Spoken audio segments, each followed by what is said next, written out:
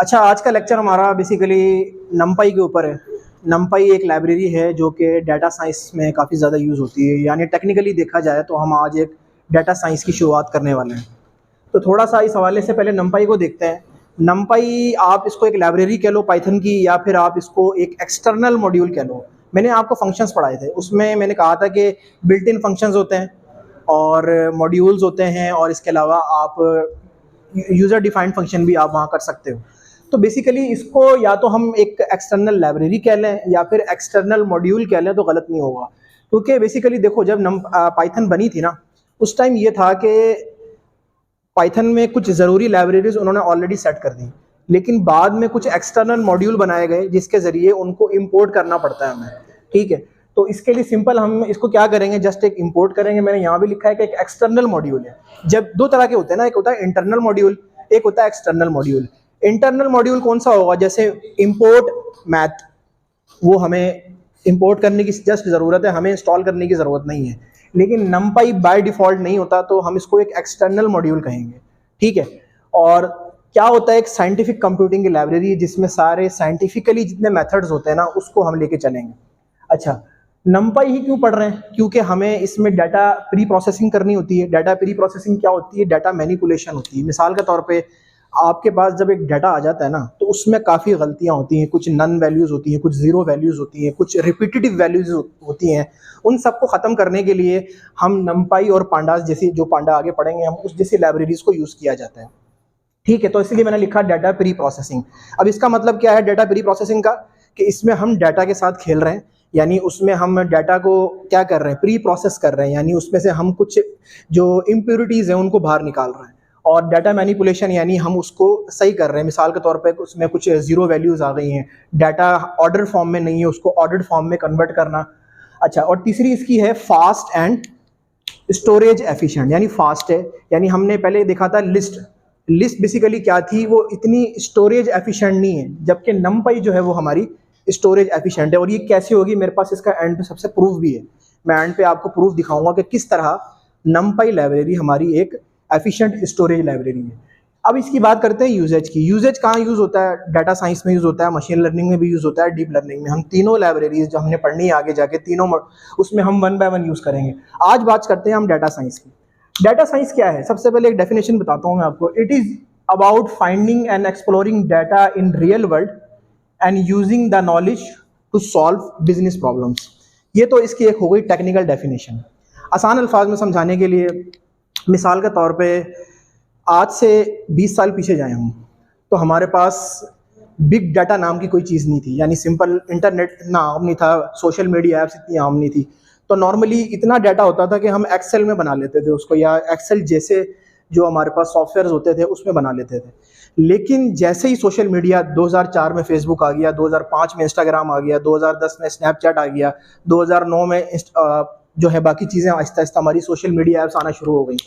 तो वो social media apps जो थी ना, उन्होंने डाटा इतना जनरेट करना शुरू कर दिया, जिसकी वजह से एक नई टर्म हमारी मार्केट में इंट्रोड्यूस हो गई, जिसे कहते हैं हम बिग डाटा। उस डाटा को मैनेज करने के लिए एक्सेल जैसे सॉफ्टवेयर जो है ना वो कम पड़ गया हमें, तो जिसकी वजह से हमारे साथ ये हुआ कि हमें नमपाई जैसी लाइब्रेरीज हमें यूज़ करना पड़ी। अच्छा, अब मिसाल के तौर पे मैं एक मिसाल आपको देता हूँ। मैं कहता हूँ कि पाकिस्तान के जो सिटीजन्स हैं, ठीक है, मैं उनका आपको डाटा दे देता हूँ, लैटिट्यूड का और लॉन्गिट्यूड का। ये सबको पता है ना क्या होते हैं। ये बेसिकली हमारा जो एनवलप होता है उसके अंदर पॉइंट्स होते हैं कि इस पॉइंट पे हमारी एग्जिस्ट लोकेशन फाइंड करनी हो, तो हम बेसिकली यही दिख रहे होते हैं ना। जब हम गूगल मैप पे जाएँ, गूगल मैप पे अगर हम कोई लोकेशन एंटर करते हैं, तो उस लोकेशन का क्या आ जाता है, लैटिट्यूड आ जाता है और लॉन्गिट्यूड आ जाता है। तो मैं अगर आपको पूरे पाकिस्तान के सिटीजन का डाटा दूं कि भाई ये बेसिकली फ्राइडे वाले दिन इस तरह से लोग मूव कर रहे थे और सैटरडे वाले दिन इस तरह मूव कर रहे थे, तो आप क्या करोगे, उन न्यूमेरिकल वैल्यूज़ को मुझे किसी एक मीनिंगफुल इंसाइट्स में जो है ना वो तब्दील करके दे सकते हो कि भाई संडे के दिन 30% लोग बाहर खाना खाते हैं।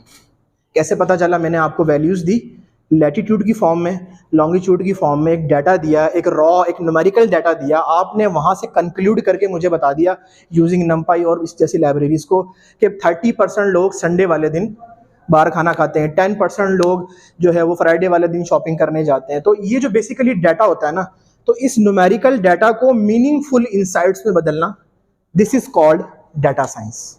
ठीक है, तो यही कुछ इस तरह की बात लिखी है कि हमारे पास क्या होता है, एक तरह का डाटा होता है, रॉ डाटा होता है, उसके ज़रिए हम जो है वो कुछ मीनिंगफुल इंसाइट्स निकालते हैं और उसके ज़रिए हम कंपनीज़ को फ़ायदा पहुंचाते हैं। अभी मैंने सोशल मीडिया की बात की, देखो आप इंस्टाग्राम यूज़ कर रहे हो, आप कोई वीडियो सर्च करते हो, आप कोई उस पे पिक्चर के पे क्लिक करते हो, तो आप वहाँ पे ना अपने फुटप्रिंट्स छोड़ रहे हो बेसिकली। यानी उनको पता होता है कि बेसिकली ये बंदा इस चीज़ को लाइक कर रहा है, इस पिक्चर को लाइक कर रहा है, इस वीडियो को लाइक कर रहा है, इस वीडियो को इसने देखा है, इतना देखा है, तो आप क्या कर रहे हो, आप अपने वहाँ पे फुटप्रिंट छोड़ के जा रहे हो। तो वो फुटप्रिंट्स एक तरह से उन कंपनीज के बाद डाटा की फॉर्म में जा रहे हैं, और वो क्या करते हैं, उन डाटा को अपने डाटा साइंटिस्ट जो होते हैं उनको दे देते हैं, और जिसकी वजह से वही डाटा यूज होता है बाद में बिजनेस को बढ़ाने के लिए। अब फेसबुक का बिजनेस इतना ऊपर जा रहा है, कैसे जा रहा है कि आप बेसिकली नेट पे हो, कोई वीडियो देखते हो, कोई वीडियो लाइक करते हो, कोई पिक्चर देखते हो, कोई पिक्चर लाइक करते हो, तो अपने वहाँ पे फुटप्रिंट्स निशान छोड़ के जा रहे हो उनके लिए। तो ये सारा डाटा उनके पास अल्टीमेटली जाता है रॉ फॉर्म में, न्यूमेरिकल फॉर्म में। तो वो सारा डाटा क्या करते हैं, अपने डाटा साइंटिस्ट को दे देते हैं, और डाटा साइंटिस्ट क्या करते हैं, उनको कुछ जो है ना उनसे निकालते हैं मीनिंगफुल सी इंसाइट्स कि भाई हाँ जी ये चीज़ हमें ज़्यादा ज़रूरत है, हमें इस चीज़ पे काम करना ज़्यादा ज़रूरत है। तो वो क्या करते हैं, उनको फिर बाद में बिजनेस की स्ट्रैटेजी के लिए सारा यूज़ कर रहे होते हैं। तो ये बेसिकली कहानी है। तो सारी डाटा साइंस की, डाटा साइंस क्यों यूज़ हो रही है, पहले के दौर में क्यों नहीं थी, अब इतनी हाइप क्यों क्रिएट हो गई है इसमें, वो वजह ये है कि डाटा बढ़ता जा रहा है, और इतना बढ़ गया है कि वो बिग डाटा के फॉर्म में कन्वर्ट हो गया है। तो आई होप कि डाटा साइंस का एक छोटा सा रफ सा आइडिया आपको समझ आया होगा। अब डाटा साइंस में कुछ चीज़ें हैं। सबसे पहले क्या होगा, डाटा एक्विजिशन। डाटा एक्विजिशन क्या चीज़ है, डाटा एक्विजिशन ये है, जैसे मैंने अभी मिसाल दी आपको कि आप सोशल मीडिया ऐप्स यूज़ करते हो, तो अपने वहाँ पे फुटप्रिंट्स छोड़ रहे हो, तो वो डाटा की फॉर्म में कंपनीज के पास चले जाते हैं। तो ये क्या है कि जो डाटा साइंटिस्ट होते हैं वो कंपनीज से डाटा ले लेते हैं कि हमें ये डाटा रिक्वायर्ड है ताकि हम इसको आगे यूज़ कर सकें। तो वो डाटा एक्विजिशन बेसिकली डाटा हासिल करना किसी से, किसी कंपनी से, या लेट से कि आप किसी जगह शॉपिंग करते हो, मिसाल ले लेते हैं स्टारलेट की, शूज़ की एक शॉप है, वहाँ वो सारा आपका नंबर वगैरह एंटर करते हैं और वो कहते हैं कि हाँ जी इतनी उम्र के जो लोग हैं वो शूज़ ज़्यादा ख़रीदने आ रहे हैं। ठीक है, तो वो उनको फिर प्रमोशनल मैसेजेस अक्सर आपके पास आ रहे होते हैं कि हाँ जी चैन 1 पे सेल लग गई, इधर सेल लग गई। तो बेसिकली उनको कैसे पता चला, उनको पता चला कि ये बंदा जो है वो इंटरेस्टेड था और इस एज के लोग जो है वो इंटरेस्टेड हैं। तो बेसिकली ये सारा डाटा जो है ना फिर मार्केटिंग पर्पस के लिए यूज़ हो रहा होता है। तो उसके लिए क्या चाहिए होगा, उसके लिए हमें डाटा एक्विजिशन यानी डाटा हासिल करना। ठीक है, अब डाटा तो हासिल हो गया, अब आगे क्या करना है, उसको प्री प्रोसेस करना है, यानी प्री प्रोसेस उसको सेट करना है। उसमें कुछ एम्प्टी वैल्यूज़ हैं, कुछ उसमें रिपीटेटिव वैल्यूज़ हैं, बार बार रिपीट हो रहा है, उसको निकालना, उसको सेट करना, ताकि उसको हम क्या कर सकें, एनालिसिस के लिए इस्तेमाल कर सकें। जब एनालिसिस क्या होगा, एनालिसिस हम उसमें देख सकते हैं, उसके चार्ट्स बना सकते हैं, उसमें आगे हम उसमें मज़ीद सेटिंग कर सकते हैं। मॉडलिंग क्या होती है, बेसिकली हम आगे मशीन लर्निंग के एल्गोरिदम लगा दें उसमें कि हाँ जी हमें जैसे कि मिसाल के तौर पे बारिश की बात हम करते हैं अक्सर कि आज 10 सालों का डाटा है, इन 10 सालों में इस दिन इतने इतने मिलीमीटर बारिश हुई है। ठीक है, आने वाले सालों में उस पर प्रिडिक्ट कर लेंगे हम, तो वो क्या होगा, बेसिकली आने वाले सालों का मॉडल तैयार करना होगा। ठीक है, आगे आखिर में है हमारे पास विजुअलाइजेशन। विजुअलाइजेशन होती है डाटा को ग्राफिकल फॉर्म में दिखाना, क्योंकि हमारी जो इंसान की जो आई है ना वो डाटा को पिक्चर्स की फॉर्म में ज़्यादा अच्छा समझती है। अगर देखो ये सारी चीज़ें मैंने लिख दी हैं, ये क्या है, एक न्यूमेरिकल डाटा है। आप समझ रहे हो कि ये क्या जो है ना बोर करने वाला लेक्चर है आज तो, लेकिन इस सारे लेक्चर को मैं अगर पिक्चर की फॉर्म में बना दूं आपको फिर ज़्यादा अच्छा समझ आएगा। तो इस चीज़ को कहते हैं डाटा विजुअलाइजेशन। इसकी लाइब्रेरी आगे जाके हम पढ़ेंगे, मैटप्लॉटलिब और सीबोन, 2 लाइब्रेरीज हमने इस पे पढ़नी है। प्री प्रोसेसेस और एनालिसिस पे हमने पढ़नी है पांडास, और प्री प्रोसेस हमने पढ़नी है नमपाई। ठीक है, यहाँ तक समझ आया डाटा साइंस क्या होता है। एक रॉ डाटा है जिससे हमें क्या करना है, कुछ रिजल्ट्स निकालने हैं, कुछ मीनिंगफुल रिजल्ट्स निकालने हैं, जिससे क्या हो, कंपनीज को फायदा हो। इसलिए कंपनीज हर कंपनी कोई ना कोई डाटा साइंटिस्ट या डाटा एनालिस्ट हायर करती है लाजमी इसी काम के लिए। तो इसी वजह से इसकी हाइप क्रिएट हुई है मार्केट में। अच्छा, अब दोबारा आते हैं अपने मेन टॉपिक पे जिसे कहते हैं नमपाई। नमपाई इंस्टॉल कैसे करनी है, सिंपल, आपने एनाकोंडा इंस्टॉल किया हुआ है, उसके कमांड प्रॉम्प्ट में जाना है और उस पर जस्ट एक लाइन लिखनी है PIP, आगे थोड़ा सा स्पेस देनी है, इंस्टॉल, फिर स्पेस देनी है और आगे लिखना है नमपाई।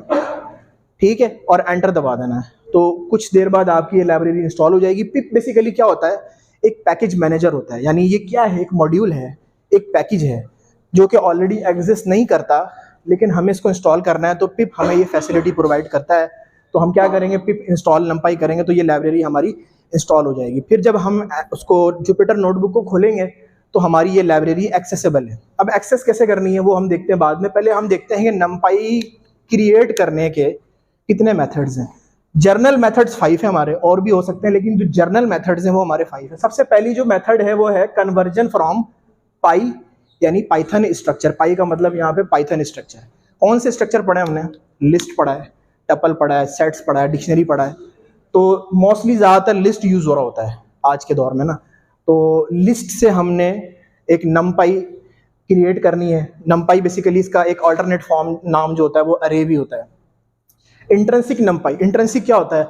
यानी हमें लिस्ट तो अवेलेबल नहीं है, हमें उसके बिल्ट इन एट्रीब्यूट यूज़ करने हैं। numpy के बिल्ट इन अंदर जो मौजूद फंक्शंस हैं उनको यूज़ करना है, जैसे कि वंस, ज़ीरोज़, अरेंज और काफ़ी सारे हम आगे देखेंगे इनको। कि हमने लिस्ट से एक, सबसे पहले क्या हुआ, हमने लिस्ट से एक बनाई numpy लैब, एक अरे। उसके बाद हमने क्या किया, ज़ीरो फंक्शन, वन फंक्शन या अरेंज फंक्शन से हमने क्या किया, एक numpy अरे बनाई। तीसरी है रीडिंग फ्रॉम डिस्क, यानी ऑलरेडी डाटा आपके हार्ड डिस्क में सेव हुआ है, ठीक है, उसको रीड कैसे करना है, तो उससे भी हम देखेंगे। वो हमारे आज के लेक्चर में नहीं, कल हमारा पार्ट 2 होगा तो उसमें देखेंगे हम। क्रिएटिंग फ्रॉम रॉ बाइट्स, यानी स्ट्रिंग्स जो हमने पढ़े थे उसके ज़रिए भी आप जो है वो क्या कर सकते हो, numpy अरे एक जनरेट कर सकते हो। और सबसे आखिर में हमारा स्पेशल मेथड, यानी एक रैंडम लाइब्रेरी होती है, यानी हमारे पास डाटा नहीं है, हमने प्रैक्टिस करनी है, तो प्रैक्टिस के लिए हम रैंडम डाटा जनरेट कर देंगे। तो उसके लिए एक फंक्शन होता है रैंडम, और भी काफ़ी सारे होते हैं, वो आगे जाके देखेंगे इंशाल्लाह। तो इसके ज़रिए भी हमारे क्या होता है, numpy की अरे जनरेट हो सकती है, यानी आसान अल्फाज में numpy जो है वो जनरेट हो सकती है। तो बेसिक आपके क्या है, बेसिकली आपके 5 सिनेरियोज हैं जिनके ज़रिए हम numpy को आगे लेके चल सकते हैं। सबसे पहला पढ़ते हैं। सबसे पहला हमारा है लिस्ट। हमने क्या किया, लिस्ट बनानी हमने सीखी है, बहुत डिटेल में सीखी है। कैसे बनती है, एक वेरिएबल लेते हैं और उसमें 1 2 29 कुछ भी नंबर हम स्क्वायर ब्रैकेट में लिख दें तो वो क्या हो जाती है, लिस्ट हो जाती है। ये हमने बहुत डिटेल में देखा है इस चीज़ को। अब क्या करना है, हमने इसको आगे numpy अरे में कन्वर्ट करना है। तो उसके लिए हम क्या करेंगे, सबसे पहले लाइब्रेरी को इंपोर्ट करेंगे, क्योंकि लाइब्रेरी बिल्ट इन नहीं है, बाकी की तरह बिल्ट इन फंक्शन नहीं है। एक ये हमने एक्सटर्नल मॉड्यूल यूज़ किया है, जिसके लिए हमने उसका पैकेज भी इंस्टॉल किया है। तो हम क्या करेंगे, इंपोर्ट करेंगे numpy, इतना भी काफ़ी है, लेकिन आसानी के लिए हम क्या कह देंगे, एज np। ये हमने एक शॉर्ट फॉर्म रख दिया numpy का खुद से, ताकि हमें बार बार पूरा numpy लिखना ना पड़े कोडिंग में। जस्ट हम क्या लिखें, np, और हमारा काम चल जाएगा, ठीक है। तो हमने उसको खुद एक शॉर्ट फॉर्म दे दिया। अच्छा, अब हमारी क्या हो गई, एक लिस्ट हमारे पास अवेलेबल है, उस लिस्ट को कन्वर्ट करना है। तो सिंपल है, एक नया वेरिएबल बनाया है a1 के नाम से, और आगे np क्या है, numpy डॉट। अब इस डॉट के बाद आगे आता है एट्रीब्यूट, ये इसका बिल्ट इन एट्रीब्यूट है अरे। यानी हमने क्या करना है, एक लिस्ट को एक अरे में कन्वर्ट करना है, और आगे उस फंक्शन में उस लिस्ट का नाम लिख देंगे और उसको एक्सेस कर लेंगे। तो वो क्या हो गई, एक लिस्ट से एक numpy अरे में बन गई, या अरे भी कह सकते हो, खाली numpy भी कह सकते हो। तो अरे में कन्वर्ट हो गई। अब इसमें हमने क्या कमाल किया, हमने इसमें कोई कमाल नहीं किया, लेकिन इसमें एक कमाल है, वो बताऊंगा मैं एंड पे जाके। कि एक लिस्ट तैयार की है, लिस्ट को हमने एक अरे में कन्वर्ट किया है, कोई ख़ास काम नहीं हुआ देखा जाए तो, जस्ट एक लिस्ट से एक अरे में कन्वर्ट हो गई है वो। और इसमें हमें क्या फ़ायदा था वो हम आगे जाके देखेंगे, ठीक है।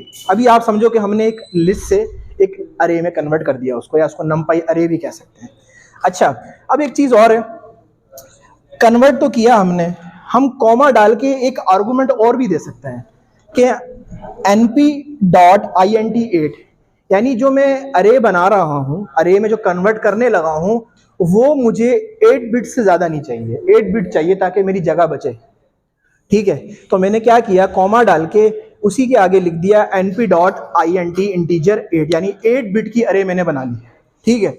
तो क्या होगा, दोबारा मैं रन करूंगा, आगे एक नया आपके पास आर्गूमेंट शो करवाएगा कि डाटा टाइप इसकी 8 बिट हो गई है, इंटीजर और 8 बिट हो गई, ठीक है। लेकिन यहाँ पे कुछ लिमिटेशंस भी हैं। 8 बिट तो मैंने उसको सेट कर दिया, लेट्स से मैं किसी जगह पे एक बड़ा नंबर लिख दूं, जो कि मैंने आगे किया हुआ है, 1 2 और ये मैंने एक बिग नंबर यहाँ पे लिख दिया है। अब मैं क्या करता हूँ, इसको कन्वर्ट करता हूँ तो ये कन्वर्ट नहीं होगा, या तो एरर आ जाएगा या फिर उस वैल्यू की जगह कुछ गार्बेज वैल्यू आ जाएगी, कोई सी भी गार्बेज वैल्यू नेगेटिव में या कोई पॉजिटिव में बिग नंबर आ जाएगा, यानी एज इट इज इसने इसको प्रिंट नहीं किया। क्यों? क्योंकि हमने पहले ही उसकी डाटा टाइप 8 बिट सेट की हुई थी, तो इसकी कुछ लिमिटेशंस भी हैं। अब यहाँ पे अगर हम चेंज कर देंगे ना, लेट से मैंने 8 लिखा था, यहाँ मैं लिख दूंगा INT 32 या INT 64 बिट, तो क्या होगा, वो वैल्यू प्रिंट हो जाएगी। ठीक है, क्यों? क्योंकि वो एक बिग वैल्यू थी और 8 बिट की जो एक इंटीजर वैल्यू थी वो उसके लिए कम पड़ रही थी। ठीक है, यहाँ तक क्लियर है? अच्छा, अब आगे क्या किया है, लेट से मैंने नंपाई अरे बना ली है, उसमें मैंने किसी एलिमेंट को एक्सेस करना है, तो कैसे करेंगे? ये आपकी अरे बन गई है और एक्सेस करने के लिए आप उसका इंडेक्स नंबर दे दोगे बिल्कुल उसके साथ। ठीक है, तो ये 0 है, 0 पे क्या पड़ा हमारे पास, 1 पड़ा हुआ है, तो वो आपका 1 एक्सेस हो गया। अब अरे जो होती है वो बेसिकली 3 तरह की होती है, सब जानते हैं कि 2D 1D और 3D। 1D में हमारे पास एक रो होगी जस्ट, 2D में हमारे पास एक से ज्यादा रो भी हो सकती है, कॉलम भी हो सकती है, और इसमें हमारे पास क्या होगा, 3 एक्सिस होंगे। ठीक है, रोज, कॉलम और आपके इस। अब एक्सिस का क्या मसला है, एक्सिस बेसिकली ये होता है कि किसी एक्सिस के अगेंस्ट, एक एक्सिस है तो यानी आपकी एक रो है, 2 एक्सिस हैं तो आपकी रो भी है, कॉलम भी है, और 3 एक्सिस हैं तो वो बेसिकली 3D फॉर्म में आपके पास कन्वर्ट हो सकती है। तो इन चीज़ों को आगे भी देखते हैं। अभी बात करते हैं हम 2D अरे। हमने अभी तक लिस्ट से एक 1D अरे बनाई है।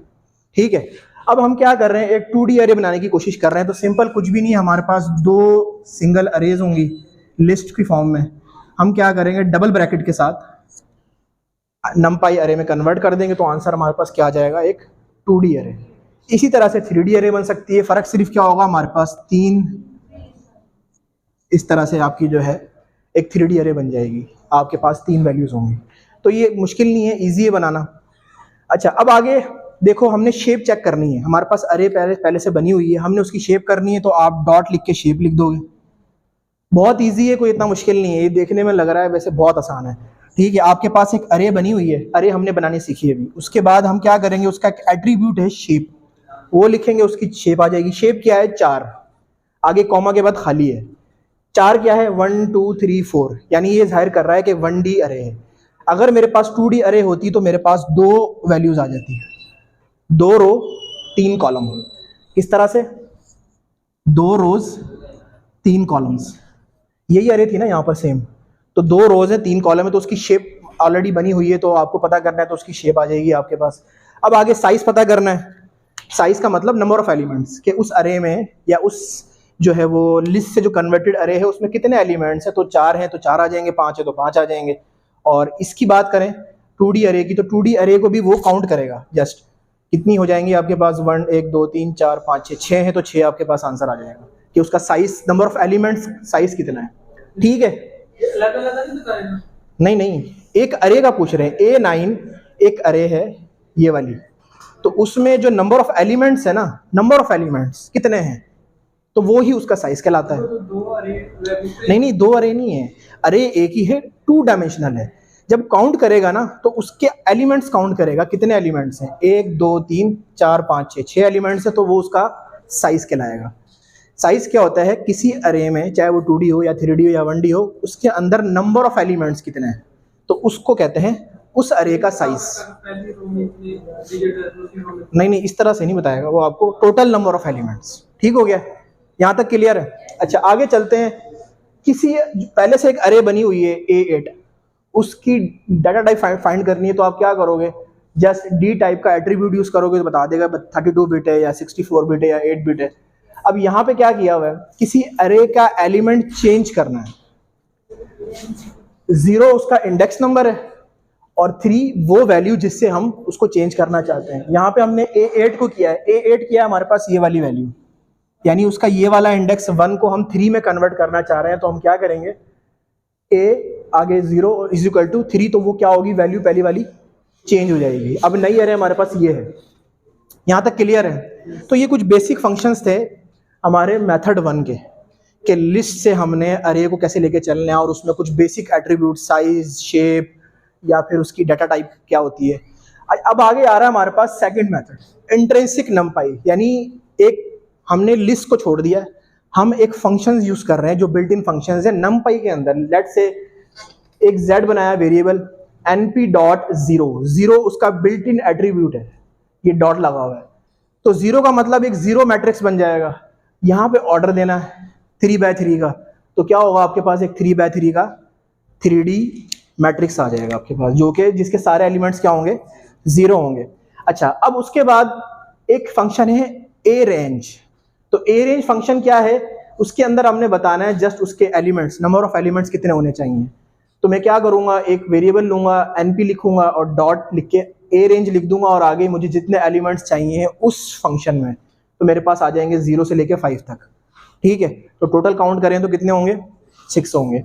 अच्छा, अब मैं चाहता हूं कि मेरे पास एक बन गई है ऑलरेडी ए रेंज के जरिए, मैं उसको रीशेप करना चाहता हूं, मैं चाहता हूं उसको 2D या 3D में कन्वर्ट कर दे। तो कैसे करेगा, उसको रीशेप करूंगा और आगे आर्गुमेंट पास कर दूंगा 3/2 या जो मुझे चाहिए। ठीक है, यहां मैंने आर्गुमेंट पास किया है कि यही मेरे पास अरे है 0 से लेके 5 तक, और उसमें 3 और 2, यानी 3 उसके टोटल आपके डायमेंशंस बना दे और 2 उसके नंबर ऑफ एलिमेंट्स। तो वो क्या करेगा, पहले इसको चेक करेगा, उसको आंसर मिलेगा वैलिड, हाँ जी इतने नंबर ऑफ एलिमेंट्स हैं जो आप कह रहे हो सकता है। तो 0 से 1 तक एक, क्योंकि मैंने 3 कहा हुआ है, और हर उसमें 2-2 एलिमेंट है। टोटल 3 टुकड़े करने हैं उसके रीशेपिंग में, और हर टुकड़े में आपके पास 2 एलिमेंट्स है। तो वो क्या करेगा, ये दोनों उसको चेंज कर देगा। अच्छा, ऐसा भी हो सकता है कि आपने यहाँ पे कह दिया 3,3, वो क्या करेगा, कहता एरर दे देगा, कहता पॉसिबल नहीं है, क्योंकि हमारे पास जो एक्चुअल अरे है वो इतनी लंबी नहीं है कि उसके 3 टुकड़े हो जाएं और हर सेट में आपके पास 3-3 एलिमेंट्स आ जाएं, तो वहीं पे वो एरर दे देगा, सिंपल। तो ये रीशेपिंग हो भी सकती है, नहीं भी हो सकती है, डिपेंडिंग अपॉन यूर मेन अरे एंड जो आप शेप देना चाहते हो उसको। अब रेवल एक फंक्शन है, RAVEL डॉट रेवल। रेवल क्या करेगा, आपने तोड़ दिया, आपको बाद में याद आया नहीं ऐसा नहीं करना था, मैंने गलती हो गई, तो आप क्या करोगे, डॉट रेवल के फंक्शन से दोबारा उसको अपनी असली हालत में ले आओगे। ठीक है, तो ये दोबारा सीधी हो गई।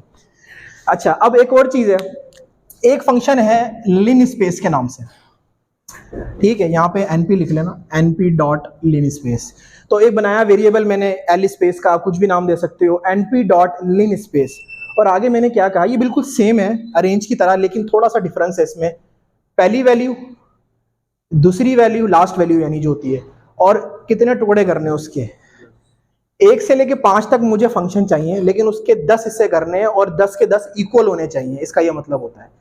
ठीक है, equally likely number of elements 1 to 5, इसका अगर इंग्लिश मतलब कहें ना, मतलब हम कह रहे हैं कि हमें 1 से 5 तक 10 चाहिए हिस्से, और हर हिस्सा इक्वल हो। तो वो क्या करेगा, 1 से लेके आपको 10 तक एक अरे प्रोवाइड कर देगा, और हर अरे जो है वो पिछली अरे से सेम होगी, यानी अगर आप दोनों का डिफरेंस निकालोगे ना तो वो इक्वल आएगा। इस बात का ये मतलब है लिन स्पेस फंक्शन का ना जी। अगर अरे का साइज ज्यादा है, मतलब 10 है, और आप उसे दे दो 2/3 की, मतलब कुछ जैसे आपने दी थी 2/3, ऊपर वाली की बात कर रहे हो ना। अच्छा, तो ये तो 6 डिजिट में पूरी हो जाएगी, तो हाँ, बाकी तो 4 जो कहाँ जाएगा, नहीं ना, हम मल्टीप्लाई नहीं कर रहे हैं यहाँ पे, वो हम पढ़ेंगे आगे जाके। हम बेसिकली बात कर रहे हैं कि हमारे पास एक अरे है, उसको हम अपनी मर्जी से तोड़ना चाह रहे हैं। ठीक है, लेकिन हमने जो आर्गुमेंट पास करना है रीशेपिंग के जरिए, वो हमारे पास हम खुद से दे सकते हैं। हमने यहाँ दिया 3,2, वो तो पॉसिबल था, उसने कर दिया चेंज। हो सकता है वो नहीं पॉसिबल है, जैसे 3,3 वो पॉसिबल ही नहीं था, तो वो वहाँ पर एरर दे देगा। आप जो कह रहे हो ना, वो चीज़ भी हो सकती है, उसको कहते हैं स्लाइस। स्लाइस हम पढ़ेंगे एडवांस पाइथन, उसमें एडवांस नंपाई में ना, कि हमने नंपाई की अरे को स्लाइस कैसे करना है। ये बेसिकली उसकी रीशेपिंग है, आपकी अरे बनी हुई है, बस उसको रीशेप करना है 2D में 3D में, जिस तरह से। एक चीज़ होती है स्लाइस, वो भी हम पढ़ेंगे इंशाल्लाह, वो बेसिकली एडवांस नंपाई है। पार्ट 2 हमारा कल चलेगा, जिसमें हमने सारे नंपाई के जो ऑपरेशन है एडवांस वाले वो सारे पढ़ेंगे। अभी जस्ट एक रीशेपिंग हो रही है आपकी। ठीक है, और उसके बाद रेवल क्या करेगा, आपको ओरिजिनल हालत में दे देगा। लिन स्पेस क्या करता है, लिन स्पेस की बात कर रहे थे कि हमने क्या करना है, आर्गुमेंट में पहली वैल्यू देनी है और आखिरी वैल्यू देनी है, और उन दोनों के दरमियान इक्वल हमारे पास स्पेसिस चाहिए, तो हम उसको यहाँ पे तीसरा आर्गुमेंट दे देंगे, और यहाँ पे हर स्पेस आपकी इक्वल होगी पहले से। आप पहली वैल्यू दूसरी वैल्यू का डिफरेंस लोगे ना तो आपके पास सेम आएगा जो कि तीसरी और चौथी का है, यानी वो बिल्कुल इक्वली स्पेस है आपस में। तो एल स्पेस का मतलब बेसिकली यहाँ होता है। क्लियर है? अच्छा, अब आगे चलते हैं एम्प्टी। एम्प्टी बिल्कुल सेम वैसे ही है जैसे हमने जीरो बनाया था, कि एक एम्प्टी हमारे पास आ जाएगा जिसमें कोई वैल्यू नहीं होगी, नल वैल्यू, जीरो वैल्यू होगी। तो करना किस तरह से, आपने डॉट के बाद एक एट्रीब्यूट एम्प्टी का यूज करना है और आगे आपने ऑर्डर दे देना 3/2, 2/3, मैट्रिक्स जैसे आपने यूज करते हैं। ठीक है, यहाँ तक क्लियर है? अच्छा, आगे चलते हैं आइडेंटिटी। ये भी आपने मैट्रिक में पढ़ा हुआ है, आइडेंटिटी मैट्रिक्स क्या होता है, जिसकी डायगोनल नंबर ऑफ एलिमेंट्स 1 1 हो। तो उसके लिए भी बिल्ट इन हमारे पास कमांड मौजूद है, आइडेंटिटी डॉट के बाद, और आपने जस्ट वो देना है कि 3/3 का ऑर्डर का था या 2/2 के ऑर्डर का था, तो वो आप क्या करेगा, आपको एक डायगोनल मैट्रिक्स दे देगा जिसमें सारे एलिमेंट्स 1 होंगे। ये सारी चीज़ें मैट्रिक में और आपने एफएससी में पढ़ी हुई हैं, जस्ट यहाँ पे पाइथन में कैसे यूज हो रही हैं वो देख रहे हैं हम एक तरह से। अच्छा, वंस एक एट्रीब्यूट है जो कि हमें 3/3 या 2/2 या जो हमने उसको आर्गुमेंट देना है उतने साइज का हमें वंस मैट्रिक्स बना देगा, जिसके सारे एलिमेंट क्या होंगे, 1 होंगे। अच्छा, अब आगे जाके एक इंपॉर्टेंट टॉपिक है जिसका कहते हैं अभी, अच्छा यहाँ तक क्लियर है सबको? इस सब के करने का फायदा क्या हुआ? इस सब के करने का फायदा हुआ आगे जाके जब हम मशीन लर्निंग या डीप लर्निंग के मॉडल बनाएंगे ना, तो उसमें हम तस्वीरों के साथ खेल रहे होते हैं। तस्वीरें जो होती है ना बेसिकली आपकी, अगर हम कलर पिक्चर की बात करें ना, तो हमारे पास 3 कलर से मिलकर बनती हैं, RGB, और हर कलर के पीछे एक अरे मौजूद है। अगर उसको खोलो ना, अक्सर हमारे, कभी किसी ने पावर पॉइंट में ये देखा हो ना कि आपने कोई कलर देनी है तो 2550 248 वलीद, इस तरह की एक वैल्यू आती है। बेसिकली वो क्या वैल्यू होती है, वो ये अरे होती है। आपकी जो पिक्चर है ना, पिक्चर के पीछे सारी गेम बेसिकली अरे की है, कि आर की वैल्यू क्या होगी, जी की वैल्यू क्या होगी। अगर आपके पास वैल्यू जो है वाइट है तो 0 हो जाएगा, ब्लैक है 255 हो जाएगा, आपके पास ग्रे है तो ये वैल्यू होगी। तो बेसिकली सारी जो पीछे गेम है ना तस्वीरों के पीछे, वो सारी की सारी अरे यानी नमपाई की है। तो इसीलिए हम नमपाई को यहाँ पढ़ रहे होते हैं। मैं थोड़ा सा आपको यहाँ पे वो दिलाने के लिए, जोश दिलाने के लिए बात कर रहा हूँ, ताकि आप इस हवाले से बोर ना हो कि ये क्यों पढ़ा जा रहा है यहाँ पे। अच्छा, यहाँ तक क्लियर है? आगे एक चीज़ है एक्सिस इन नमपाई। एक्सिस का बड़ा रोल है, क्योंकि जब हम बात करते हैं ना 1D की, तो 2D की, 3D की, तो यहाँ पे एक्सिस बड़ा इंपॉर्टेंट रोल है। 12वीं क्लास में हमने मैट्रिक में कार्टेशियन कोऑर्डिनेट सिस्टम पढ़ा है, यानी उसको आसान अल्फाज में XY coordinate system. XY coordinate system में अगर मैं पॉइंट कोई ड्रॉ करना चाहूँ तो मुझे 2 वैल्यूज चाहिए, ठीक है, उसका X कोऑर्डिनेट और उसका Y कोऑर्डिनेट। अगर मेरे पास सिर्फ X कोऑर्डिनेट है तो वो उसी पे लाई करेगा। मिसाल के तौर पे मेरे पास यहाँ पे 2 है, तो क्या वैल्यू होगी, ये पॉइंट क्या होगा, 2 0। अगर एक पॉइंट मेरे पास 2 0 गिवन है, यानी y की वैल्यू 0 है और आप x की वैल्यू क्या होगी, 2 है, तो वो यहाँ पे लाई करेगा। ये बेसिकली 0,2 है और ये 2,0। अगर दोनों गिवन है तो वो कहीं फर्स्ट क्वाड्रेंट में या सेकंड क्वाड्रेंट में, डिपेंडिंग अपॉन आपके पास क्या कोऑर्डिनेट्स हैं। तो वो साइज बेसिकली 2 वैल्यूज या 2 से ज्यादा वैल्यूज पे डिपेंड करता है। अगर 3D है तो 3 वैल्यूज होंगी, मेरे पास तीसरा कोऑर्डिनेट भी आ जाएगा जिसे कहते हैं Z। ठीक है, तो ये कार्टेशियन कोऑर्डिनेट सिस्टम सबको पता है क्या होता है, मैट्रिक में ही पढ़ा हुआ है, 12वीं में पढ़ा हुआ है। हम थोड़ा सा चलते हैं आगे। हमारे पास लेट्स से एक छोटी सी एग्जांपल समझ लो कि अगर 1D अरे है ना आपके पास, तो सिंपल सी बात है, एक ही एक्सिस होगा। आपके पास अगर 2D अरे है तो कितने होंगे, 2 एक्सिस होंगे। 3D है तो 3 एक्सिस होंगे, 4 होंगे तो 4 एक्सिस होंगे, अप टू सो ऑन। ठीक है, यानी ये क्या है, डायरेक्टली प्रोपोर्शनल है। आपकी 1D अरे है तो 1 एक्सिस, 2D है तो 2 एक्सिस। अच्छा, अब मैं क्या करता हूँ, एक 2D अरे मेरे पास गिवन है, इसको मैं इस तरह भी लिख सकता हूँ मैट्रिक्स की फॉर्म में। क्या एलिमेंट्स है मेरे पास, 1 2 3 4 5 6। इसकी 2 रोज हैं, 3 कॉलम्स हैं। ठीक है, अब ये जो रोज वाली साइड है ना, इसको कहते हैं एक्सिस 0। ठीक है, और जो ये कॉलम वाली साइड है ना, ये वाली कॉलम वाली साइड जो है, इसको कहते हैं एक्सिस 1। ठीक है, अब मैं कहता हूं कि मुझे इस मैट्रिक्स में एक्सिस 0 पे सम चाहिए, तो कैसे निकालोगे आप देखोगे एक्सिस 0 कहाँ होता है, एक्सिस 0 ये होता है, रो को कहते हैं। तो आप क्या करोगे, 4 और 1 5, 2 और 5 7, 3 और 6 9। मैं कहता हूं कि मुझे इस अरे में एक्सिस 0 पे सम चाहिए। तो आप क्या करोगे, सिंपल देख के बता दोगे हाँ जी रो है, तो रोनों को दो रोज है, दोनों को जमा कर दोगे और आपके पास ये क्या आ जाएगा, एक्सिस 0 पे सम आ जाएगा। अब मैं कहता हूं कि एक्सिस 1 पे सम चाहिए, आप सारे कॉलम्स को आपस में जमा कर दोगे। तो ये बात समझ आई कि आपके पास एक बेसिकली 2D है ना, तो 2D में क्या होता है, आपके पास रोज हैं कॉलम्स हैं, तो जो एक्सिस 0 क्या होता है, रोज वाली साइड को एक्सिस 0 कहते हैं और कॉलम वाली साइड को एक्सिस 1 कहते हैं। ठीक है, यहाँ तक बात समझ आई। अब दोबारा आते हैं कोडिंग पे।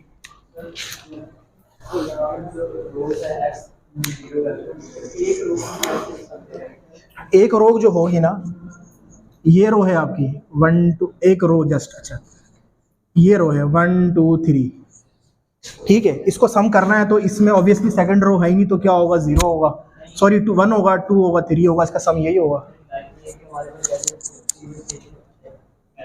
3 बाय 3 का मैट्रिक्स है, ठीक है। जैसे आप एक कॉलम करेंगे एक रो करते हैं, जैसे आप कह रहे हैं x 0 हमारे पास है कॉलम, एक्सिस 0 जो है वो हमारे पास रो, मतलब ये कॉलम जो होता है ये वाला, बस ऐसे हमने इसी कॉलम को हम सम करना है। हाँ जी हाँ जी, क्या चीज़, किस तरह से सम कराएंगे, एक ही कॉलम ओवरलैपिंग एलिमेंट्स जो होते हैं ना, मिसाल के तौर पे देखो ये मेरे पास ये है 1 2 3 4 5 6, ऐसा है ना। मैं कहता हूँ एक्सिस 1 पे मुझे सम चाहिए, तो इसके जो वर्टिकल एलिमेंट्स होंगे ना सारे इसके, इस कॉलम के, तो ये सारे जो एक्सिस 1 के क्या होंगे, सम होंगे, यानी 4 को 5 से कर देंगे, 5 को 2 से कर देंगे, 7 6 को 3 से करेंगे, 9, तो ओवरऑल करेगा ना, यानी ये आपस में नहीं कर देगा, ओवरलैपिंग जो होते हैं उसके जो बिलो लाई कर रहा है बेसिकली उसको आपस में सम करेगा। तो एक सिंपल सा रूल यही है कि आपके जितने भी कॉलम के सारे एलिमेंट्स होंगे उसको सम कर देगा, वो कहलाएगा एक्सिस 0 पे सम, और रो के जो सारे एलिमेंट होंगे वो कहलाएगा एक्सिस 0 पे और वो 1 पे। ठीक है, यहाँ तक क्लियर है। अच्छा अब आगे चलते हैं थोड़ा सा, इसी चीज़ को करते हैं कोडिंग के जरिए। ये तो मैंने आपको एक थ्योरेटिकल मिसाल दी ना कि आप इस तरह कर सकते हो, कि कहानी क्या है पीछे। हम क्या करते हैं, हमने वही 2D अरे बनाई जो हमने वहाँ बनाई थी, ठीक है ठीक है। अब मैं क्या कहता हूँ कि मुझे एक्सिस 0 पे सम चाहिए, तो मैं क्या करूँगा, इस अरे का नाम लिखूंगा, डॉट डालूंगा, आगे एट्रीब्यूट होता है सम का, और पैरेंथेसिस में मैं क्या लिख दूंगा, यानी आर्गुमेंट पास कर दूंगा एक्सिस 0। तो मेरे पास क्या करेगा, मुझे एक अरे रिटर्न कर देगा जो कि एक्सिस 0 पे क्या होगी, सम होगी, और उसका मैंने आइडिया आपको यहाँ दिया था कैसे फाइंड होता है। ठीक है, क्लियर है यहाँ तक। अच्छा अब मैं आगे कहता हूँ कि मुझे एक्सिस 1 पे चाहिए, तो उसको भी उस तरह से कर देगा एक्सिस 1 के पॉइंट ऑफ व्यू से। अब आगे यहाँ तक क्लियर हो गया, 1 पे सम आ गया, 0 पे सम आ गया। अब मैं इसका ट्रांसपोज भी ले सकता हूँ, तो मैं क्या करूँगा, x dot T, capital T, ठीक है। उसका ख्याल रखना है आपने कि ये केस सेंसिटिव है। कैपिटल टी होगा तो क्या होगा, रोज को कॉलम में चेंज कर देगा, वो सिंपल है। आगे एक और एट्रीब्यूट है एंडिम। एंडिम का मतलब है कि कितने डायमेंशन का आपका अरे है, मेन अरे, तो उसका डायमेंशन बता सकते हैं। 2D है तो 2 आ जाएगा, 3 है तो 3 आ जाएगा। अच्छा ये डायमेंशन 3 तक नहीं है, अप टू 100 है, यानी एक एन डायमेंशन की भी आपके पास अरे हो सकती है। ठीक है, तो ये जस्ट एक मैंने मिसाल दी थी कि 3 जो बेसिक मैंने लिए थे, लेकिन एक एन डायमेंशन की भी अरे आपके पास हो सकती है। एन यानी एन की वैल्यू कोई भी हो सकती है। अच्छा बाइट्स, एक्स आपके पास एक अरे है और उसमें नंबर ऑफ बाइट्स उसने मेमोरी में कितने कंज्यूम किए हैं, तो वो बाइट्स की वैल्यू, यानी लेट से मैंने जो अरे बनाई थी उसने मेमोरी में 24 बाइट्स जगह ऑक्युपाई की थी, तो उसकी आपके पास वैल्यू आ गई है। ठीक है यहाँ तक। अच्छा उसके बाद एक फंक्शन होता है argmax, इसके जरिए भी हम कुछ ऑपरेशन कर सकते हैं। मिसाल के तौर पे मेरे पास एक अरे है, ये कौन सी अरे, 1D अरे, ठीक है। इस 1D अरे में मैं मैक्सिमम वैल्यू चेक करना चाहता हूँ इंडेक्स पे, तो कैसे करूँगा, मैं लिख दूंगा डॉट argmax, यानी argmax का फंक्शन होता है बेसिकली। तो वो क्या करेगा, 0 1 2 3, जो 2 इंडेक्स पे वैल्यू पड़ी है वो सबसे बड़ी है, यानी मैक्स है। इसी तरह से मिनिमम वैल्यू फाइंड करनी हो तो आर्ग मिन का आपके पास फंक्शन आ जाता है। 0 पे मेरे पास सबसे मिनिमम वैल्यू पड़ी है तो 0 रिटर्न कर देगा। आर्ग सॉर्ट, सॉर्ट मतलब उसको असेंडिंग ऑर्डर में सॉर्ट करना बाय डिफॉल्ट। सॉर्ट का फंक्शन लगाओगे तो वो क्या करेगा, उसके इंडेक्स को सॉर्ट कर देगा, ना कि उसके एलिमेंट्स को सॉर्ट करेगा। मिसाल के तौर पे 0 पे सबसे छोटी वैल्यू थी, उसके बाद 1 पे उससे बड़ी वैल्यू थी, और उसके बाद आपके पास 3 पे जो है उससे बड़ी वैल्यू थी, और आपके पास फाइनली 46 जो 2 इंडेक्स पे थी वो सबसे बड़ी वैल्यू थी, उसने उसको आखिर में कर दिया। ठीक है, सॉर्ट करना मतलब उसको असेंडिंग ऑर्डर में सॉर्ट कर देना बाय डिफॉल्ट। तो ये बेसिकली सॉर्ट करना हो गया। अब आगे एक चीज़ और है कि 2D अगर अरे है मेरे पास, ये तो 1D की बात की ना हमने, 2D एक अरे है, उसमें से अगर मैक्सिमम वैल्यू फाइंड करनी है तो वो क्या करेगा, 2D अरे में इस तरह से ऑर्डर देगा 0 1 2 3 4 5 6 7 8। अब सबसे बड़ी वैल्यू कहाँ पर है, ये 7 नंबर जो कि 6 इंडेक्स पे है, तो 6 इंडेक्स रिटर्न कर देगा। इसी तरह से मिनिमम करनी हो, मैंने मिनिमम लिखा नहीं है तो मिनिमम भी कर देगा। अब इसमें भी एक्सिस काम आता है। मिसाल के तौर पे मेरे पास ये 2D अरे है, 2D अरे में मैंने आर्ग मैक्स फाइंड करना है एक्सिस 0 पे। थोड़ा सा कॉम्प्लिकेट हो गई चीज़, यानी आर्ग मैक्स फाइंड करना है एक्सिस 0 पे। एक्सिस 0 क्या है, आपके पास ये वाली वैल्यू होती है।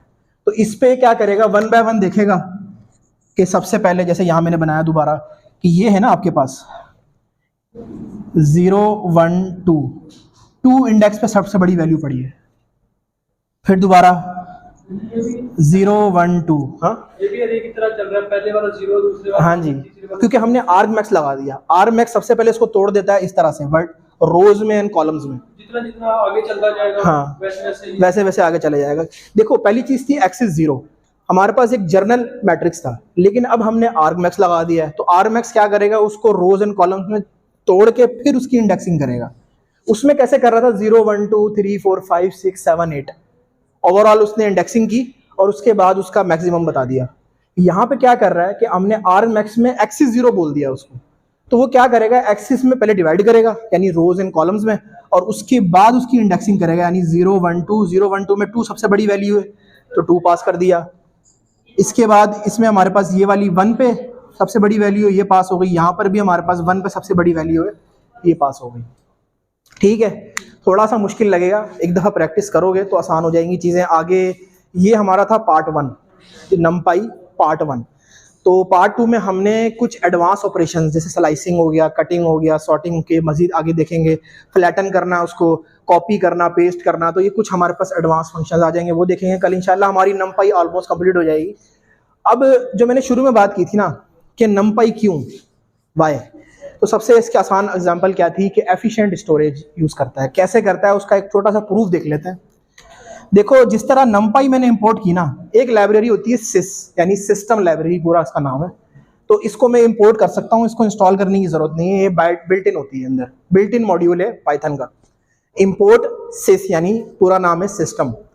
अब मैंने क्या करना है, 2 बनानी है अरे, एक तो होती है पाइथन अरे जिसका दूसरा नाम क्या है, लिस्ट। एक होती है नमपाई अरे जिसको हम नमपाई अरे के नाम से जानते हैं, यानी हम लिस्ट को नमपाई अरे में कन्वर्ट करेंगे। पहले हमने बनाई एक पाइथन अरे जिसका आसान सा नाम है लिस्ट, 0 4 5 5 2, मैंने कोई से रैंडम नंबर ले लिए। उसके बाद इस पाइथन अरे को मैंने यूजिंग नमपाई इस नमपाई अरे में कन्वर्ट कर दिया, तो ये भी मेरा ऑप्शन ठीक है। ये 2 पॉइंट समझ आया। पहले मैंने लिस्ट बनाई जिसको मैंने नाम दे दिया पाइथन अरे, दूसरा मैंने एक लिस्ट बनाई जो कि यहाँ मैंने इसको सेट करके नमपाई अरे कह दिया, कन्वर्ट कर दिया ना एक तरह से, जैसे मैं पहले करता रहा हूँ, कन्वर्ट हो गया। अब दोनों के साइज निकालने हैं मैंने।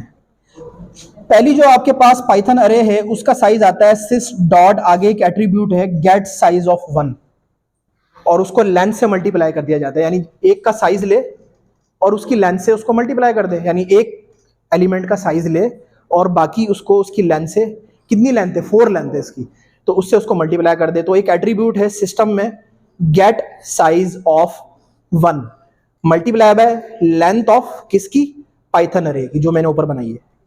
तो जैसे ही इसको रन करूंगा मेरे पास एक बाइट्स की वैल्यू आ जाएगी। लेट से इसने 112 बाइट्स ली है, लिस्ट ने आपकी सिस्टम में 112 बाइट्स कंज्यूम की है। और अब मैं क्या करूंगा, अब मैं नमपाई अरे जो बनाई है उसका साइज लूंगा। उसके लिए मैंने क्या करना है, नमपाई अरे के अंदर ही एक एट्रीब्यूट होता है आइटम साइज के नाम से। आइटम साइज, एक आइटम का साइज, उसको पूरी नमपाई अरे के साइज से मैं मल्टीप्लाई कर दूंगा। ठीक है, मेरे पास आंसर आ जाएगा 16। तो नमपाई अरे का कितना आंसर आया, 16। एक 4 एलिमेंट्स की अगर मैं बात करूं ना अरे की, तो उसने उसका आंसर दिया 16, और जो लिस्ट थी उसका आया 112। ये तो एक छोटी सी एग्जांपल है। अगर आपके पास बड़ी अरे होगी तो कितना ज़्यादा साइज हो सकता है, तो यही वजह है कि एफिशिएंट स्टोरेज होने की वजह से हम numpy अरे को यूज़ करते हैं। साइज कम करने के लिए यूज करते हैं। हाँ, एफिशिएंट स्टोरेज और फास्ट भी है। देखो बाइट्स कम ले रही है तो फास्ट भी है। तो अब फर्ज करो पेपर में सवाल आ जाता है कि advantages over list over numpy, कि लिस्ट का numpy पे क्या उसका numpy का लिस्ट पे क्या एडवांटेज है। तो आप ये लिख सकते हो कि भाई वो फास्ट है, उसका जो है वो बाइट्स कंज्यूम एफिशिएंट स्टोरेज ले सकता है और वो उसकी नंबर ऑफ एग्जीक्यूशन फास्ट हो जाती है। तो कहाँ 112 था कहाँ 16 था, ये जस्ट एक सिंपल मिसाल थी। अगर अरे बड़ी हो जाती है तो फिर ज़्यादा लेंथी हो जाती है, जाहिर सी बात है आपकी एग्जीक्यूशन टाइम कम हो जाएगा, स्टेटमेंट जल्दी आपकी रन होंगी। तो ये थोड़ा सा इसका एडवांटेज है लिस्ट के ऊपर। समझ आया आज का लेक्चर? ठीक है।